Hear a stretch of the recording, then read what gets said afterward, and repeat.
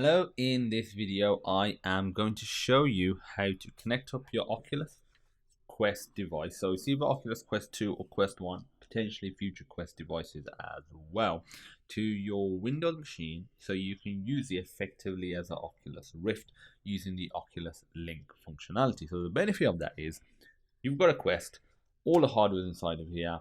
It is a great headset, the graphics are good, but if you have a gaming machine, you can play Rift games, and just some of the games like Medal of Honor just are not available on the Quest for the simple reason they require too much horsepower.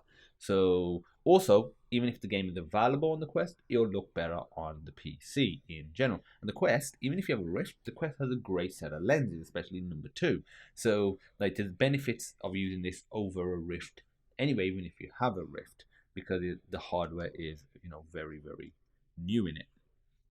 So to do this, it is really simple. There's a few things you need. You obviously need a Quest. Recommend that it's updated to the latest version. So Quest 1 or 2. And you'll need this Oculus Rift software. So if you just type in Oculus Rift software, spell it correctly, and just download Oculus Rift software. I'm going to cancel it.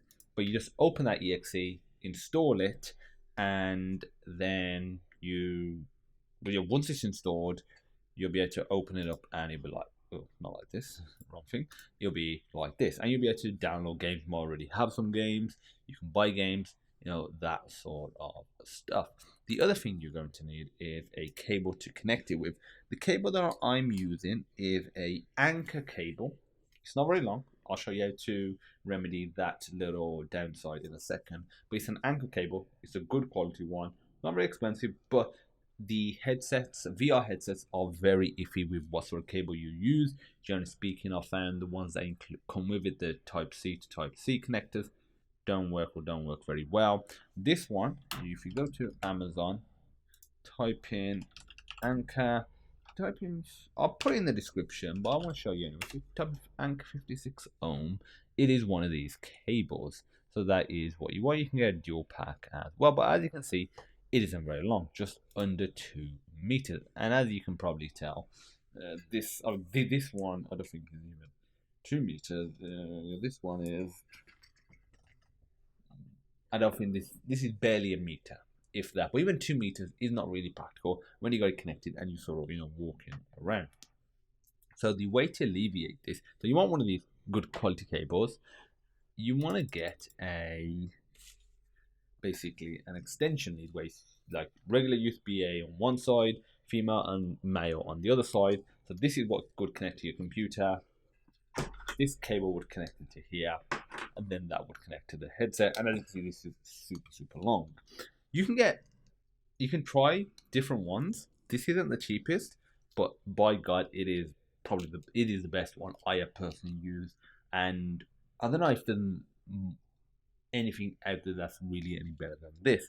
There's Amazon basic ones, there's other ones, but I've tried them and I found them hit and miss for VR stuff. For non-VR stuff, for the most part, the other ones work, but VR is very iffy with what type of cable you use. You need a high quality cable that can sustain a good amount of bitrate. Okay, so if I show you this one, but again, it will be in the description. USB extension cable. And what you want, so you can get one like this, which is essentially a passive one, but you want is an active one, which actually has a bit of hardware inside of here that actually boosts the power. And the one that I have is this one. And with this one, as you can see, it is a fair bit more expensive than the others, but it is very good. I purchased it a bunch of times. You can get a 5 or 10 meter one. 5 meters probably enough, but you can get 10 if you really want to. So this has a little bit of hardware inside of it, probably an image that actually provides it for extra power. But what you can do, if the signal booster isn't enough, you can connect a micro USB cable and connect that to some sort of power outlet and draw even more power. So you don't need to do that. I've tested it multiple times and it is not required. The actual booster chip in the app is more than enough.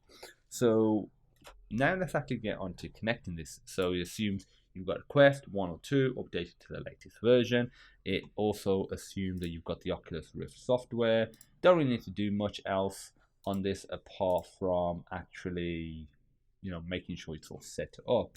And if we go to now, what you want to do is connect this part, or whatever your setup is, to your computer in a USB 3.0 port or newer, like 3.1. That's fine as well. You need that high bandwidth.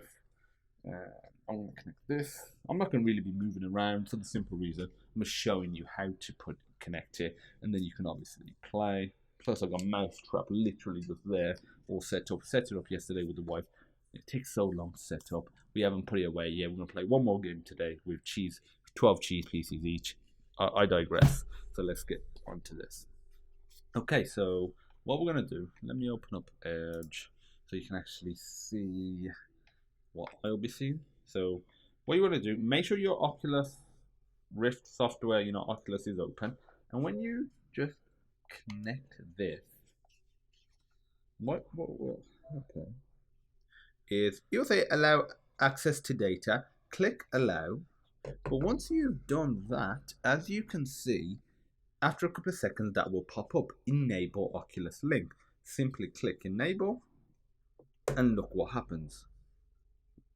We are now, you should be able to see it, yes you can, we are now in the Oculus Rift software. And if I was to go to the library, you can see my Oculus Rift games. So Lone Echo is an example of a game that is not available on the Quest. It is so unfortunate because Lone Echo is an amazing game. Can't wait for Lone Echo 2. So if I was to click on that, as you can see, it is launching up. You should only if it's still mirroring for you. Yeah, it is still mirroring.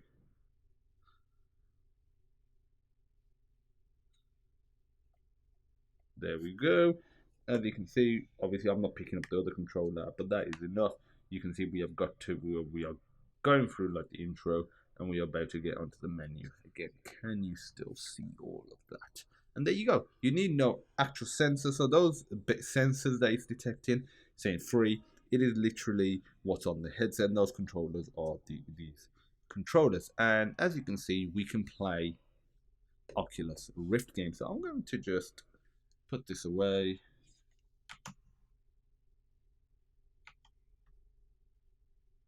And just one moment, let me quit the game because there we go. We should be back. Yeah, we are back. So I've just disconnected that. Wait, it is that simple. And to disconnect it, you just unplug the cable. So that is, make sure it's still recording, great stuff. So that is how you connect your Oculus Quest 1 or 2 to your Windows machine, so you can use the Oculus Rift software and play Oculus Rift games with all their graphics fidelity. Yeah, it has disconnected, obviously. Oh, is it doing it? What it's doing? It's connecting it wirelessly there now. Yeah, ignore that. Okay, so yeah, that is that simple. If you have any questions, feel free to pop me a message.